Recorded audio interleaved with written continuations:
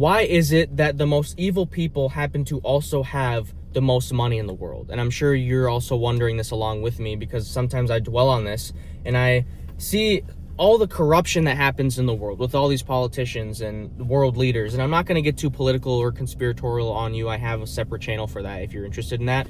But I just want to keep this quick. And a lot of people, we tend to think in the wrong perspective. We tend to get jealous and envious and idolize things like money or people, along with like things like fame and status, right? As humans, we tend to do this naturally. We look at all these people in the world that have all this money, and we're like, why did they deserve all this money when they do these disgusting, horrible things? Even though I'm a great person and I'm struggling, going, paycheck to paycheck, I can barely pay my rent, or I have to move out because I can't afford to pay for my place anymore. I can barely afford groceries for my family or myself, even whatever your case may be. You're probably wondering this and just thinking, why do they deserve it? I don't. I'm a better person than them. Now, first of all, you have to understand they aren't being blessed by God. That's not God blessing them. What you have to understand, what's actually happening here, is this person, by my perception, by my perspective, and by my observation, by what I know, I can confidently say that this is what's happening. They're saying, God, I don't want anything to do with you.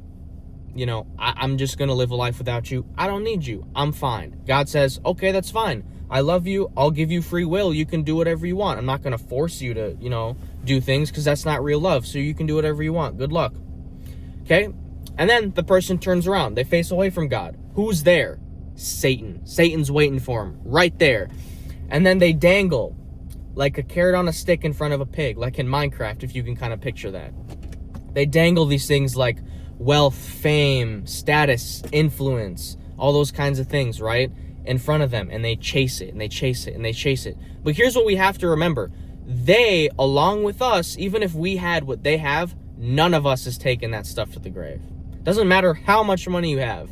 Sure, it's still good to have, an abundance set up for you and your family, especially generationally, so you guys are set up and your family doesn't have to struggle. That's still a good thing to aspire for, and that's what I aspire for as well. But it's different when you put it above God and you say, God, I don't need you. What I need, or what I want more, is this money. That's what I want more. That's what I value more, is money over you. That's where you don't want to be. And trust me, I've been there. I've been there before, where I used to be an atheist. I used to be a Satanist. I know, it's weird, isn't it? Weird how things happen. I'm not going to sit here and say those evil people can't, be converted or be saved, because that's not my choice. That's God's choice. But what I will say is, from my perception of reality, it appears that they want nothing to do with God as of right now. So the road that they're going is the road that you don't want to be. And don't mistake what I'm saying. That's not to say that being rich automatically makes you an evil person, or that all rich people are evil. That's not what I'm saying. You can get rich and, build an abundance for your family and generational wealth by being a great and honorable person and respectable guy, you know what I'm saying? Or woman, whatever. You don't have to do bad things or make a deal with the devil or sell your soul, whatever you want to call it, just to get rich. That's not true. That couldn't be farther from the truth. But you have to earn it. Sure, you could say it's a little harder one way or the other, but either way, there's only one way that's worth it, and that's following God. I'm not going to sit here and give you some fake, BS narrative and give you some prosperity gospel, because all that at the end of the day is just lies. I'm going to be honest with you and tell you the real raw truth, and tell you that if you're interested in following Jesus and growing in your faith and building community and brotherhood and fellowship, then I have the perfect thing for you. I'm not going to sell you a course. It's actually a completely free community where you get 24/7 access to me, modules you can learn from, notes that I take. I'll be doing, weekly live calls. I can do a one-on-one calls with you. I can do coaching, and this is free. I'm not going to charge you for this, because I'm not here to scam you. I'm here to help people. And if that's what, has to be done, that's what has to be done. I can help you guys out. I really don't mind. Because I'm not chasing money. You know what I'm chasing is Jesus. And I just feel a calling, honestly, to just help people.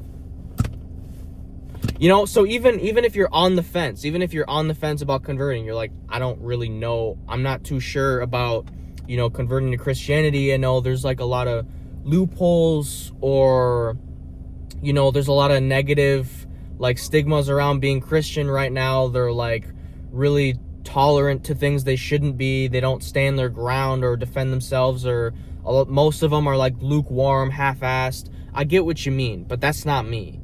Those aren't the people that you're describing, aren't real Christians.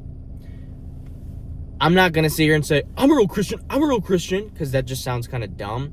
But I will say, I'm not going to lie to you. I will tell you with the best of my knowledge what I know. And if I don't know something, I'll tell you, honestly, just go to Jesus. And the Bible tells us, be skeptical of everything, question everything. That's a good mindset to have. That's how smart people think. You should, you know, use discernment and double check everything, right? So don't even just trust me. Don't even take it from me. Just go read your Bible and start praying. God will speak to you. Trust me, you will hear him and you will feel him in your heart and in your spirit. So with all that being said, I hope you have a great rest of your day.